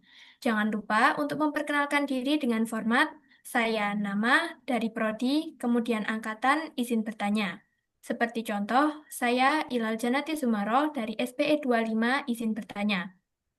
Untuk teknis sesi tanya jawab, pertanyaan akan langsung dijawab oleh pemateri setelah pertanyaan diberikan. Kami persilahkan untuk teman-teman yang memiliki pertanyaan untuk menggunakan fitur raise hand ya.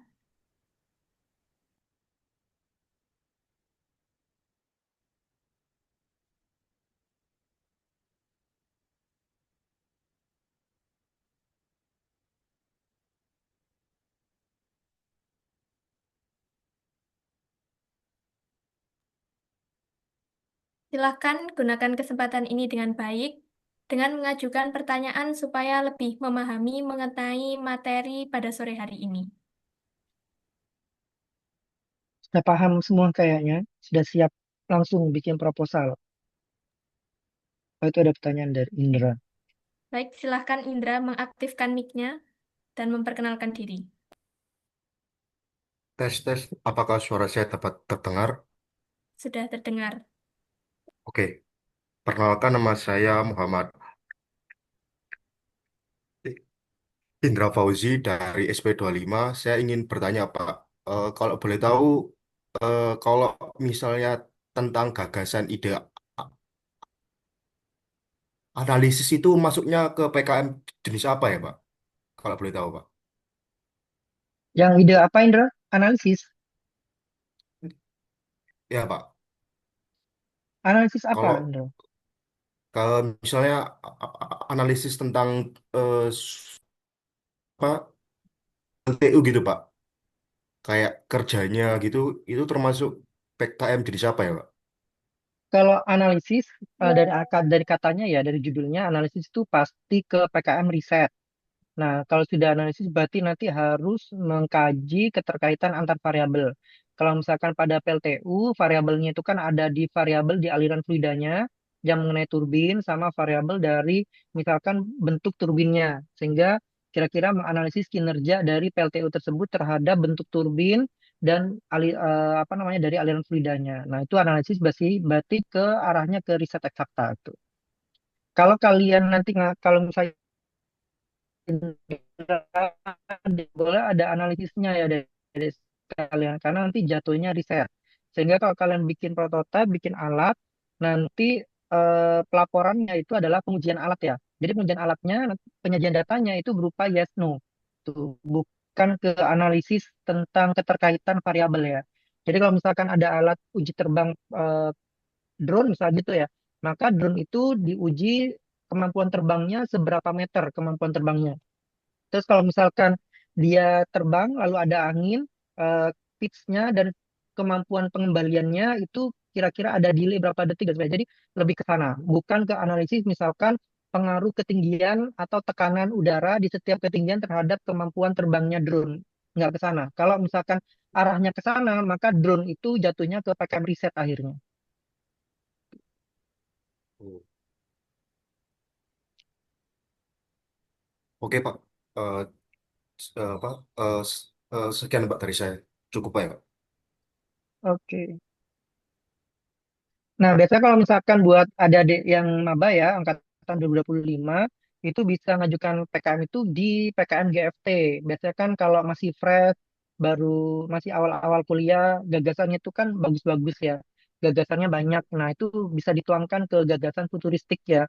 Kalian berimajinasi, kira-kira yang imajinatif gagasannya tapi implementatif apa. Nah, itu biasanya ke sana. Atau mau berjualan, berbisnis ya yang belum masuk ke keilmuan banget gitu kan. Tapi kalau misalkan kalian sudah pandai, maksudnya dalam sudah bisa ngerakit alat, nggak apa-apa bisa ngaju ke KC dan sebagainya. Tapi kalau misalkan kalian dirasa masih tahun pertama, masih belum punya banyak wawasan dalam penggunaan sensor, penggunaan alat-alat, nggak apa-apa, kalian bisa ikut PKM di bidang yang lain, tidak harus yang PKM prototype itu.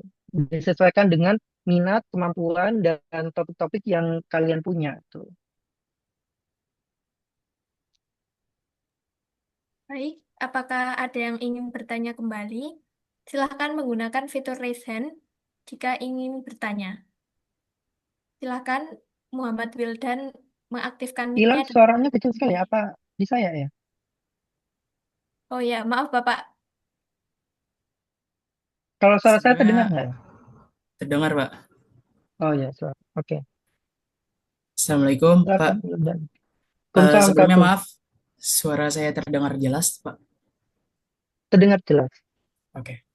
Eh, Perkenalkan, saya Wildan dari SPE Angkatan 2025. Izin bertanya, Pak. Kalau untuk yang masih maba, sekarang ini apakah beneran boleh yang satu timnya itu isinya satu prodi semua dan berisi satu angkatan? Oke, Pak. Terima kasih, Pak.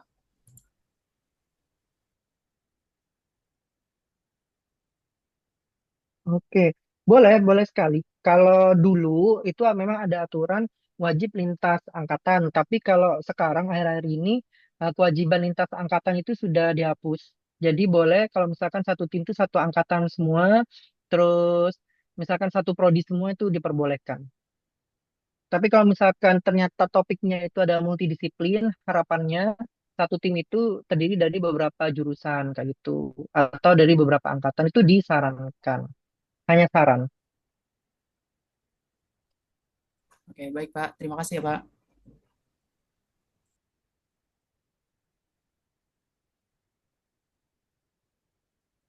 Kami persilahkan untuk teman-teman yang masih memiliki pertanyaan untuk menggunakan fitur raise hand.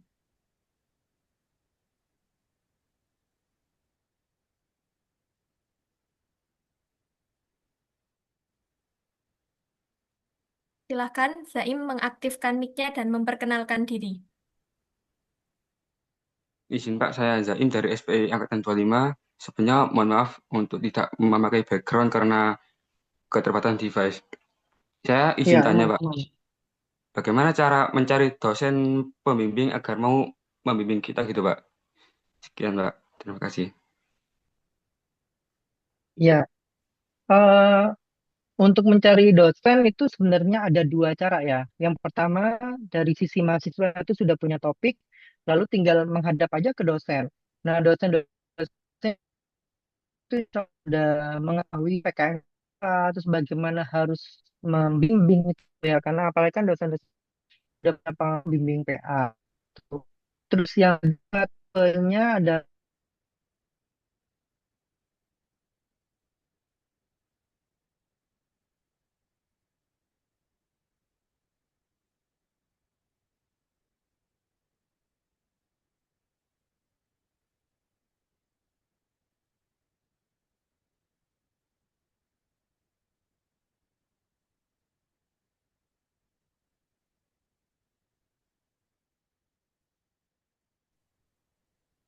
sorry terlempar.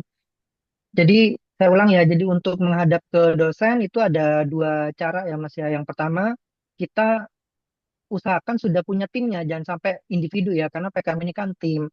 Bentuk dulu timnya, setelah itu kalau misalnya sudah punya topik, silakan menghadap ke dosen. Yang menurut kalian bisa kalian ajak untuk berdiskusi ya, kayak gitu. Terus kalian bisa temui dosen tersebut, bilang Pak atau Bu, saya sudah punya topik PKM, mohon dibimbing. Topiknya seperti ini. Menurut Bapak Ibu, bagaimana ya terkait topik ini? Apakah sesuai dengan PKM dan sebagainya? Nanti akan ada feedback dari dosen tersebut.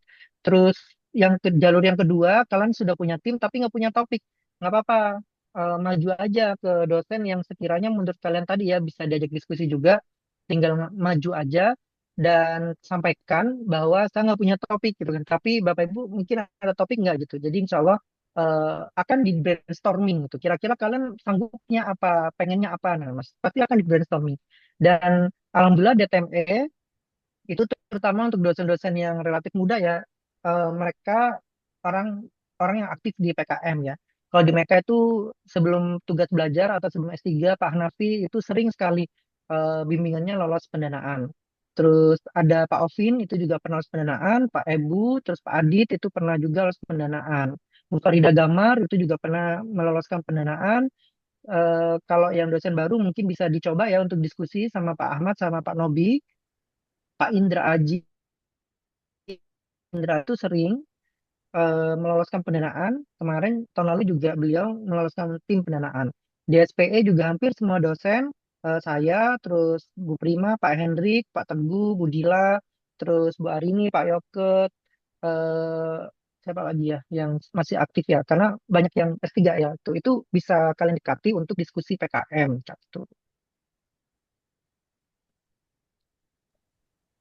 Baik, apakah masih ada teman-teman yang memiliki pertanyaan? Silahkan menggunakan fitur raise hand.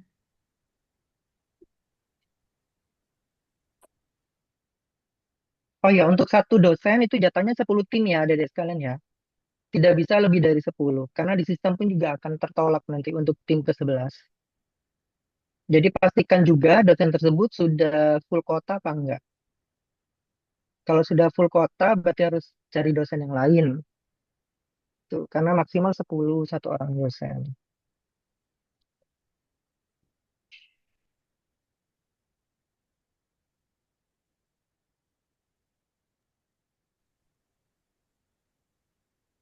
Baik, karena sudah sepertinya sudah tidak ada yang ingin ditanyakan, sesi tanya jawab kami tutup.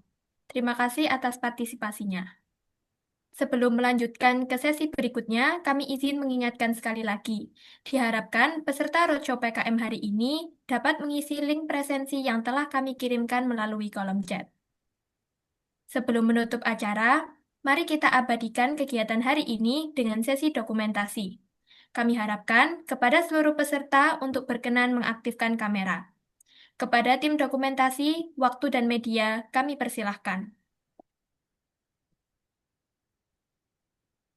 Baik, sebelumnya izin Bapak, Ibu, dan rekan-rekan kalian untuk keperluan dokumentasi diharapkan untuk membuka kameranya.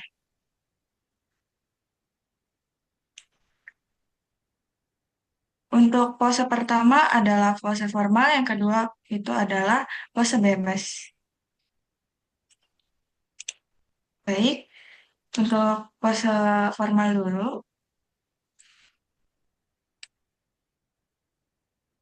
1, 2, 3.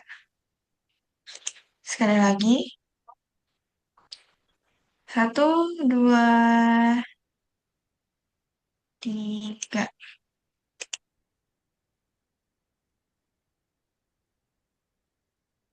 Oke, kemudian untuk pose bebas. 1, 2, 3. Lagi. 1, 2, 3. Baik, terima kasih untuk rekan-rekan sekalian. Saya kembalikan kepada MC. Baik, terima kasih kepada seluruh peserta Roadshow PKM Departemen Teknik Mekanika dan Energi 2026 serta Bapak Ibu dosen yang berbahagia. Semoga ilmu yang kita dapatkan pada hari ini bisa bermanfaat bagi kita semua. Oleh karena itu, kami akhiri acara Roadshow PKM hari ini.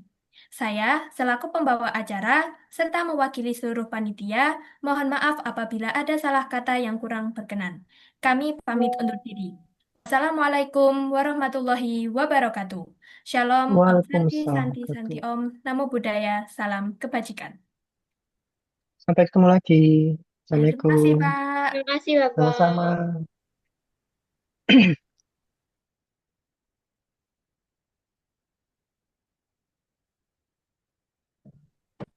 Terima kasih teman-teman semua, Bapak Ibu dosen yang sudah bergabung dalam roadshow hari ini.